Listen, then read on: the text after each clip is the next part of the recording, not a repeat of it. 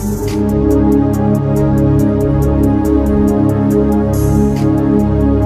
ప్రభువును మన రక్షకుడు అయిన యేసుక్రీస్తు ప్రభు అత్యంత శ్రేష్టమైన నామమున మీ అందరికీ వందనాలు, దేవునికి స్తోత్రాలు. సర్వకృపానిధి అయిన దేవుడు, నీతిమంతుడైన దేవుడు మనలందరినీ ప్రేమించి మరొక నూతన దినమును మన జీవితములలో మనకు అనుగ్రహించినందుకై సమస్త మహిమ, ఘనత, ప్రభావములు యేసయ్యకే చెల్లునుగాక. ఆ సర్వేశ్వరుడు ఈ నూతన దినము కొరకు మనకు అనుగ్రహించిన దేవుని యొక్క వాగ్దానము కృపావార్త. కీర్తనల గ్రంథము 97వ కీర్తన 11వ వచనం. నీతిమంతుల కొరకు వెలుగును, యథార్థ హృదయుల కొరకు ఆనందమును విత్తబడి ఉన్నవి. దేవునికి స్తోత్రం కలుగునుగాక, దేవునికి మహిమ కలుగునుగాక. ప్రభునందు అత్యంత ప్రియమైన దేవుని ప్రజలారా, సహోదరి సహోదరులారా, నీతిమంతుల కొరకు ఆయన వెలుగును, యథార్థవంతుల కొరకు ఆనందమును విత్తిన గొప్ప దేవుడు యేసుక్రీస్తు ప్రభు. ఎవరైతే నీతిమంతులుగా ఉంటారో వారి కొరకు ఆయన వెలుగును విత్తారు. విత్తిన విత్తనం ఏ విధంగా 3వ దినాన్న మొలకెత్తి అది మొక్కగా మారి అది వృక్షంగా మారి ఏ విధంగా అనేకులకు నీడనిస్తూ, అనేకులకు ఫలసాయాన్నిస్తూ, అనేకులకు ఆశీర్వాదకరంగా ఉంటుందో, నీతిమంతులుగా ఉన్నవారికి దేవుడు వెలుగును విత్తారు. వెలుగును విత్తారు. నీతిమంతుడు ఒక్కడూ లేడు అని వాక్యం చెప్తుంది. మరి నీతిమంతులు ఎవరు? యేసుక్రీస్తు ప్రభు ఒక్కరే నీతిమంతులు.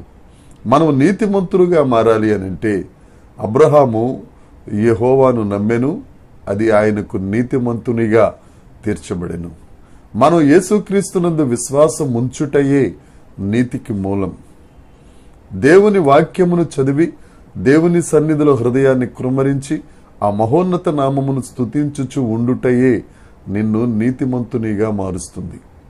ఎప్పుడైతే నువ్వు యేసుక్రీస్తు ప్రభువు మీద ఆధారపడి ఆయన యందు విశ్వాసం ఉంచుతావో నీ కొరకు వెలుగు విత్తబడి ఉంది. ఆ వెలుగే యేసుక్రీస్తు ప్రభు. నువ్వు ఆయన మీద ఆధారపడితే చాలు, చీకటిలో ఉన్న నిన్ను ఆశ్చర్యకరమైన వెలుగులోనికి నడిపించటానికి ఇష్టపడుతున్న దేవుడు యేసుక్రీస్తు ప్రభు. నువ్వు ఇప్పుడు చీకటి, నీ అపరాధముల చేత నువ్వు చనిపోయిన వాడవు, నీ పాపముల చేత దేవునికి దూరం అయిపోయిన వాడవు. నా ప్రియ సహోదరి సహోదరుడా, నువ్వు యేసయ్య మీద ఆధారపడితే దేవుడు నిన్ను నీతిమంతునిగా చేస్తారు. ఆ వెలుగు నీలో విత్తి నీ నుండి అనేకులకు వెలుగు ప్రకాశించేటట్లుగా ఈ లోకమునకు వెలుగుగా ఆయన మారుస్తారు. ఆ తరువాత నువ్వు నీతిని వెలుగును కలిగి ఉన్న తరువాత యథార్థవంతుడిగా మార్చబడతావు.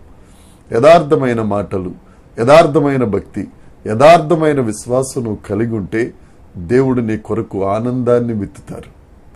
నీతిమంతులుగా ఉంటే వెలుగును, యథార్థవంతులుగా ఉంటే ఆనందమును విత్తే దేవుడు. ఈ లోకంలో 2 రకాల మనుషులు ఉంటారు. ఒకరు ఆనందం కొరకు పరిగెత్తేవారు, రెండోవారు ఆనందంతో పరిగెట్టేవారు. నువ్వు ఏదో గ్రూపులో ఉండాలి. నువ్వు ఆనందం కొరకు పరిగెడితే ఈ ఆనందం శాశ్వతమైనది కాదు. నువ్వు ఆనందముతో పరిగెడితే అది శాశ్వతమైనది, నిన్ను పరలోకానికి చేర్చేది. నీకెన్ని కష్టాలున్నా, ఎన్ని నష్టాలున్నా, ఎంత శ్రమున్నా, ఎంత ఉపద్రవం నీ మీదకి వస్తున్నా, పర్వతమే నీ మీద కూలిపోతున్నా, ఆనందముతో నువ్వు ఉంటే నీ ఆనందం, నీ పెదవుల మీద చిరునవ్వును ఎల్లప్పుడూ ప్రజలు చూచి దేవుణ్ణి మహిమపరిచేటట్లుగా చేస్తుంది. దేవుని సన్నిధిలో సంపూర్ణ సంతోషం. ఆ ఆనందం నీకు కావాలి అనంటే నువ్వు యథార్థవంతుడిగా ఉండాలి. నువ్వు నీతిమంతుడిగా ఉంటే నువ్వు మేలు కలుగుతుంది. నా ప్రియ సహోదరి సహోదరుడా, ఈ దినాన్న, ఈ ఉదయకాలం ముందు దేవుడు నీతోనే మాట్లాడుతున్నాడు. నువ్వు ఏ అవసరతలో ఉన్నావో, ఏ చీకటిలో ఉన్నావో, నువ్వు దేవుణ్ణి నమ్ముకుని నీతిమంతునిగా మారు, నీకు వెలుగు వస్తుంది. ఈ యొక్క ప్రతి దానికి కన్నీళ్లు, దుఃఖం, చింత, ఆవేదనతో ఉన్నావా? యథార్థతతో కూడిన వాడిగా ఉండు. నీలో నుండే ఆనంద ధ్వని, ఆనందపు నీటి బొగ్గ ఉబుకుతుంది. ఒకసారి ఆలోచించుకుందాం, వివేచించుకుందాం. నువ్వు యేసయ్య చెంతకు వచ్చినట్లయితే వెలుగును ఆనందమును ఈ దినమున విత్తుతానని దేవుడు వాగ్దానాన్ని చేస్తున్నాడు. ఆ వాగ్దానాన్ని అంగీకరిద్దాం, ఆమేనని చెప్దాం.